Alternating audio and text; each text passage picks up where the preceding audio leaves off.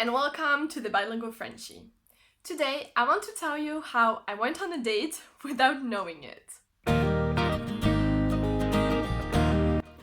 Remember that you can skip to the French part if you want and that subtitles are available in French and in English. Here's the thing. I wanted to learn Italian and I'm used to find language exchange partners. How does it work?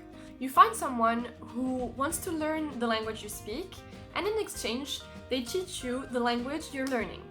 I could offer English and French, and I was looking for someone who could teach me Italian. So I posted a message on a Facebook group dedicated to language exchanges in Rome, but little did I know what would happen.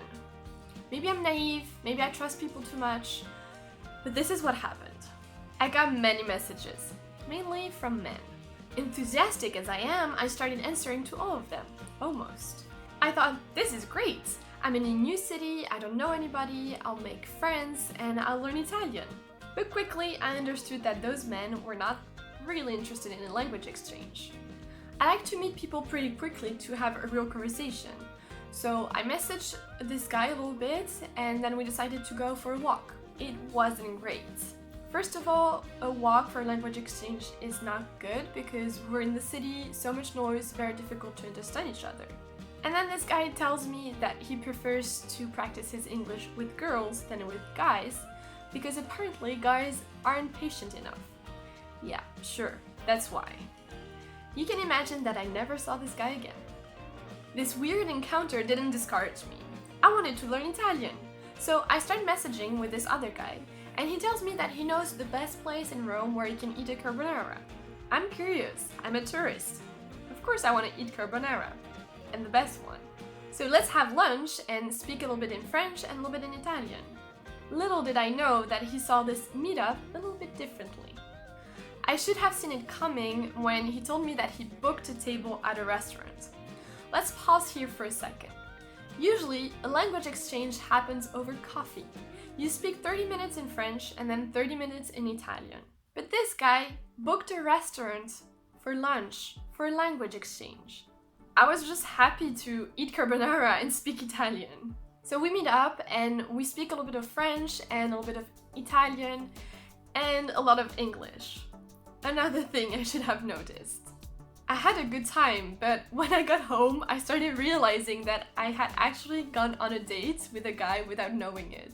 So starting from there, I got a little bit more suspicious from people wanting to meet up for a language exchange. The lesson here is to always be straightforward about why you're gonna get coffee, to say that it's really a language exchange and that you're not looking for anything else. I've learned from my mistakes. Now I ask people who message me if they really are interested in a language exchange and it works well.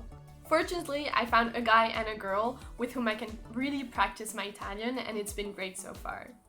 Thank you for watching this part in English, here comes the French part. Bonjour et bienvenue sur The Bilingual Frenchie.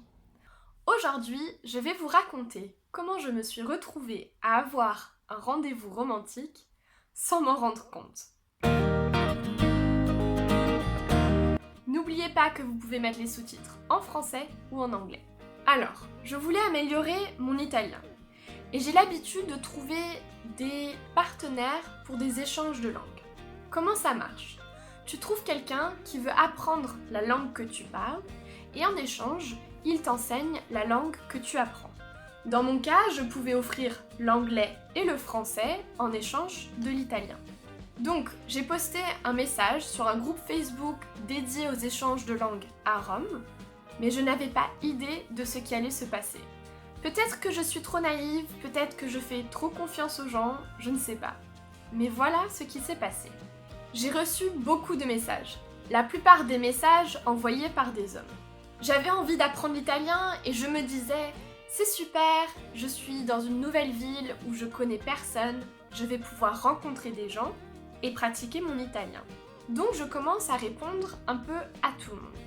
Mais rapidement, j'ai compris que ces hommes n'étaient pas du tout, ou pas que, intéressés par un échange de langue. J'aime rencontrer les gens assez rapidement après avoir envoyé des messages pour avoir une vraie discussion. Donc, après avoir envoyé quelques messages à un gars qui voulait apprendre l'anglais, on décide d'aller se promener. Mais ce n'était pas super. D'abord, une promenade pour un échange de langue, ce n'est pas super parce qu'il y a beaucoup de bruit dans la ville et c'était très difficile de se comprendre. Mais surtout, ce mec me dit qu'il préfère pratiquer son anglais avec des filles plutôt qu'avec des garçons parce qu'apparemment les garçons ne sont pas assez patients. Oui, bien sûr, c'est pour ça. Vous pouvez vous imaginer que je n'ai plus jamais revu ce gars. Mais cette rencontre un peu bizarre ne m'a pas découragée. Je voulais apprendre l'italien. Donc je commence à envoyer des messages à un autre garçon qui me dit qu'il connaît le meilleur restaurant pour manger la carbonara. Super, je suis curieuse, je suis une touriste, j'aime la carbonara, on va aller déjeuner ensemble et parler français et italien. Mais encore une fois, je ne me rendais pas compte qu'il voyait ce rendez-vous un peu différemment. J'aurais dû le voir venir quand il m'a dit qu'il avait réservé une table dans un restaurant. Attardons-nous ici 2 secondes. Un échange de langue, normalement, se passe autour d'un café.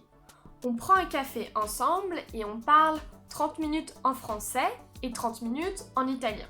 Mais ce gars avait réservé une table au restaurant pour un échange de langue. Mais bon, j'étais contente de manger une carbonara et de parler italien. Donc on se retrouve et on parle un peu italien, un peu français, mais surtout anglais. Ça aurait dû me mettre la puce à l'oreille. J'ai passé un bon moment, mais une fois rentrée à la maison, j'ai réalisé qu'en fait, je venais d'avoir un rendez-vous romantique, un date, sans m'en rendre compte. À partir de là, j'ai commencé à me méfier des gens qui m'envoyaient un message et qui me disaient être intéressés par un échange de langue. La leçon ici, c'est de toujours être clair de pourquoi tu prends un café avec la personne. Maintenant, quand quelqu'un m'envoie un message, je réponds très clairement que je cherche un échange de langue et rien d'autre. Et maintenant, ça marche bien. Heureusement, j'ai trouvé une fille et un garçon qui sont vraiment intéressés par un échange de langue et avec qui je pratique mon italien. Merci d'avoir regardé cette vidéo, j'espère qu'elle vous a donné du vocabulaire. N'hésitez pas à vous abonner à ma chaîne YouTube et je vous dis à bientôt. Goodbye, see you soon.